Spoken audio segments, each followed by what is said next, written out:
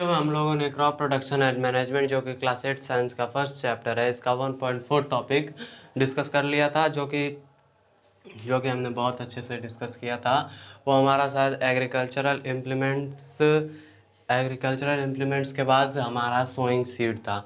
Sowing seed वाला topic हमने पूरा डिस्कस कर लिया था। और इसमें हम लोग देखेंगे अपना adding fertilizers and manures. Outline वाले वीडियो में मैंने मैन्योर्स वर्सेस फर्टिलाइजर्स बताया था, तो इस वीडियो में हम लोग पूरा मैन्योर एंड फर्टिलाइजर्स के बारे में पढ़ेंगे।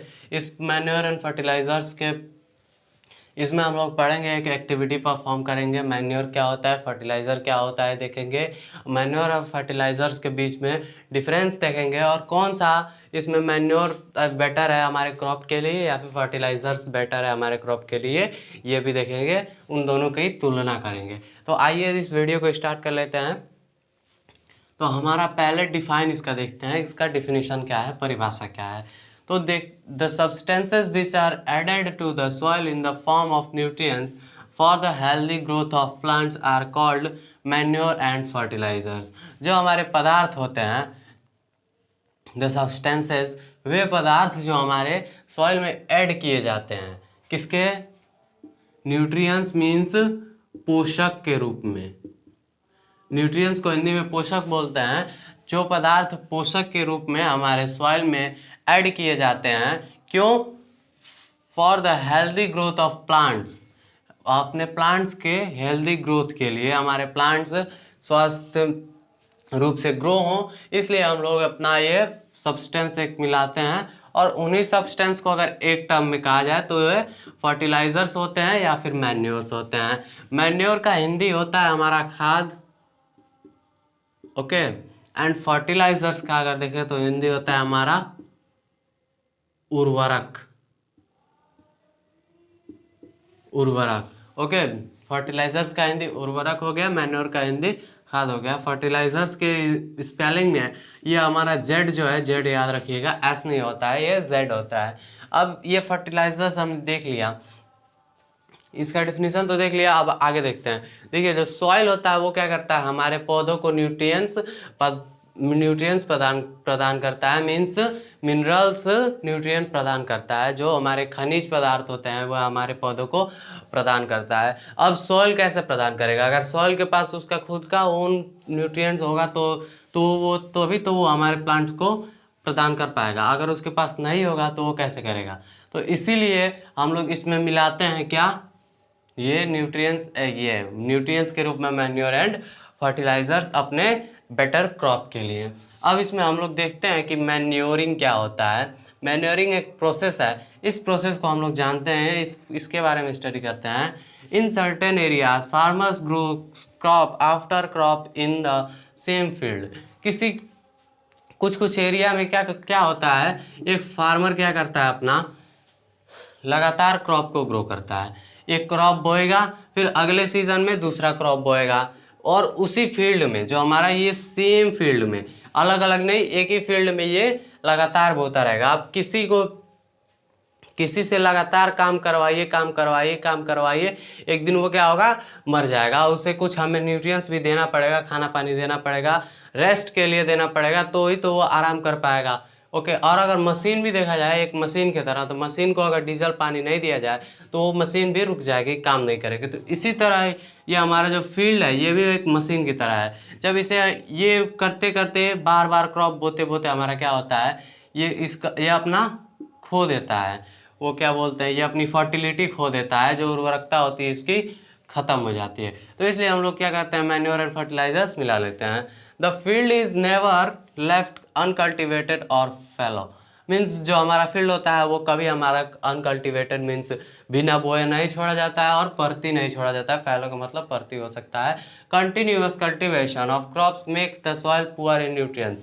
जो हमारा कंटिन्यूअस कल्टिवेशन होता है, बार बार बिना उसको रेस्ट दिए कल्टिवेशन और बिना उसको न्यूट्रिएंट्स दिए, हमारा जो क्रॉप कल्टिवेशन होता है वो क्या करता है, सॉइल को पुअर बना देता है, किसमें, न्यूट्रिएंट्स में। हमारे न्यूट्रिएंट्स बढ़िया से गेट नहीं कर पाते हमारे सॉइल, और सॉइल गेट न्यूट्रिएंट्स नहीं बढ़िया से, सॉइल हमारा अगर अच्छी तरीके से न्यूट्रिएंट्स नहीं गेट करेगा तो वो पौधों को सप्लाई नहीं कर पाएगा और पौधे ग्रो नहीं कर पाएंगे। So that farmers have to add manures. अब यहाँ पर क्या हुआ, अब हमारे मिट्टी को पेट्रोल डीजल की आवश्यकता पड़ गई, ऊर्जा की आवश्यकता पड़ गई। तो ऊर्जा के रूप में, पेट्रोल डीजल के रूप में, जैसे एक इंजन को पेट्रोल या डीजल की ज़रूरत होती है, वैसे ही हमारे सॉइल को एक मैन्योर या फिर खाद की, मैन्योर को खाद बोलते हैं, मैन्योर या फिर फर्टिलाइज़र की ज़रूरत होती है। तो इस to the fields to replenish the soil with nutrients, again and again nutrients उसमें लाने के लिए हमारा मैन्योर और फर्टिलाइज़र उसमें ऐड करना होता है। दिस प्रोसेस इज कॉल्ड हमारा मैन्योरिंग, मीन्स खाद प्रदान करना, खाद प्रदान करना। The process of providing manure to the soil is known as manuring. अगर आप अपने तरफ से डिफिनीशन बनाना चाहें तो बना सकते हैं, the process of providing manure to the soil is known as manuring. ये हमारा, अगर आप अपना डिफिनीशन बनाना चाहें तो बना सकते हैं, वरना ये समझने के लिए एग्जाम में लिखने के लिए काफ़ी है। और मैंने जो डिफिनीशन बताया, the process of adding manure to the soil to the better crop is known as manuring. तो ये हमारा हो गया। अब इसे आगे बढ़ाते हैं अपने वीडियो को और देखते हैं एक एक्टिविटी जो इसमें दी गई है, एक्टिविटी को भी परफॉर्म कर लेते हैं कि उस एक्टिविटी में क्या दिया गया है। माफ़ कीजिएगा, इस वीडियो में तो मैं एक्टिविटी को परफॉर्म नहीं कर पाऊँगा, क्योंकि एक्टिविटी कुछ बहुत ज़्यादा ही लंबी है और वीडियो भी हमारा लेंथी हो सकता है। इसलिए मैंने सोचा कि एक्टिविटी को एक्टिविटी के लिए आपके लिए अलग एक सेपरेट वीडियो बनाया जाए, जो इसमें हम लोग अपनी एक पर्टिकुलर एक्टिविटी को ही परफॉर्म करेंगे। और एक्टिविटी के बाद हो सकेगा तो एक्टिविटी में मैन्योर एंड फर्टिलाइजर्स का डिफरेंस डिस्कस कर लिया जाएगा, या फिर उसके लिए भी ज़रूरत पड़ी तो सेपरेट वीडियो आपको मिलेगी। तो इसे देख लेते हैं। ये इसी में था, उसी टॉपिक में, मैन्योर एंड फर्टिलाइजर्स के पहले थोड़ा एक जो पैराग्राफ है उसी में था, manure and its production process. ये हमारा एक प्रोसेस को देखते हैं कि मैन्योर हमारा कैसे प्रोड्यूस होता है और मैन्योर क्या होता है और कैसे प्रोड्यूस किया जाता है। Manure is an organic substance obtained from the decomposition of plants और एनिमल वेस्टेज। जो हमारा मैन्योर होता है, खाद होता है, वो हमारा एक जैविक पदार्थ होता है। ऑर्गेनिक मीन्स हमारा होता है जैविक, जो नेचुरल तरीके से बनाया गया हो, वो हमारा जैविक पदार्थ होता है। Obtained from decomposition of plants and animals. अब हमें ये तो पता चल गया मैन्योर क्या होता है और इसका प्रोडक्शन कहाँ से होता है। तो ये हमारा ऑब्टेन होता है, डिकम्पोजिशन मीन्स अपघटन,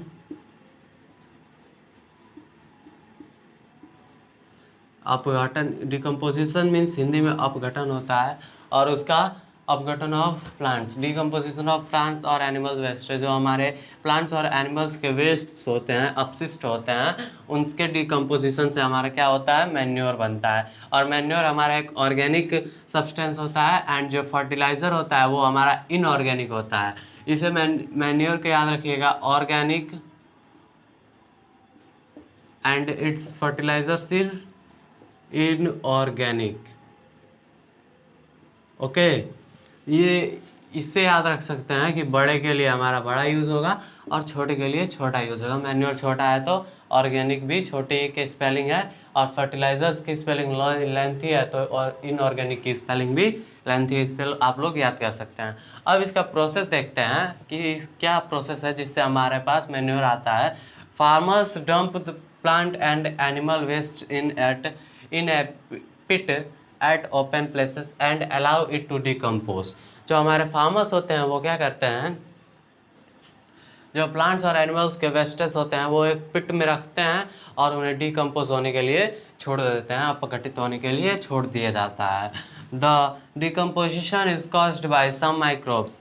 माइक्रोब्स का मीन्स होता है हमारा माइक्रो ऑर्गेनिजम्स जो ही होते हैं वो माइक्रोब्स कहलाते हैं। माइक्रोब्स किसी माइक्रो ऑर्गेनिज्म का पर्टिकुलर ग्रुप नहीं होता है, उसी का नाम को ये माइक्रोब्स कहते हैं। हम लोग उससे सिनोनिम्स माइक्रो ऑर्गेनिज्म का सिनोनिम माइक्रोब्स बोल सकते हैं।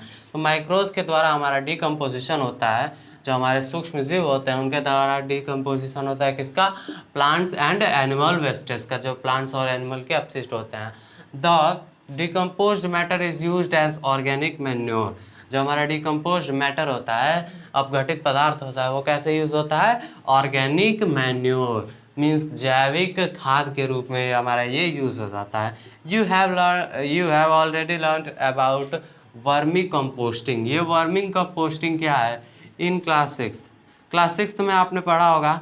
अरे क्लास सिक्स में पढ़ा गया होगा, लॉकडाउन के चलते ही आपने खुद आप ही को पता होगा कि आपने कितना पढ़ा है। और ऑनलाइन क्लासेस भी चल रही थी। ऑनलाइन क्लासेस में क्या क्या लोगों ने पढ़ाया है और कैसे कैसे लूटा है, ये क्लास सिक्स में आप लोग पता ही चल गया होगा। तो इसके लिए मैं आप लोगों को कोई रिस्क नहीं लेने दूंगा, क्योंकि क्लास सिक्स और सेवन्थ तो हमारा बेकार हो गया लॉकडाउन के चक्कर में, और एट्थ में हमें कुछ भी छोड़ना नहीं है, सब टॉपिक वाइज पूरा रिवाइज करना है और पूरे बढ़िया से पढ़ना है। और उससे भी अगर हम लोग को जहाँ मौका मिला वहाँ पिछले चैप्टर्स भी और पिछले क्लासेस सेशंस भी हम लोग कवर करेंगे। तो वर्मी कंपोस्टिंग के लिए मैं सोच रहा हूँ कि इसके लिए भी एक सेपरेट वीडियो बना दिया जाए। तो उसके लिए आप कमेंट कीजिए आप कि इसके लिए सेपरेट एक वीडियो आनी चाहिए या फिर नहीं आनी चाहिए, कमेंट बॉक्स में बताएंगे तो ये आ सकती है। हमारी वर्मी कंपोस्टिंग की एक सेपरेट वीडियो आएगी और बहुत ही मज़ेदार वीडियो आएगी। तो हमें लगता है ये वीडियो इसी में एंड कर देना चाहिए, और अगले वीडियो में हम लोग जो हमारा एक्टिविटी है एक्टिविटी को परफॉर्म कर लेंगे। और अगर वीडियो लेंथी ज़्यादा नहीं हुआ तो उसे डिफरेंसेस मैन्योर और फर्टिलाइजर्स के डिफरेंसेस और कौन सा बेटर है उनका तुलना भी कर लेंगे, कि कंपेयर भी कर लेंगे। तो चलिए मिलते हैं नेक्स्ट वीडियो में, तब तक के लिए गुड बाय।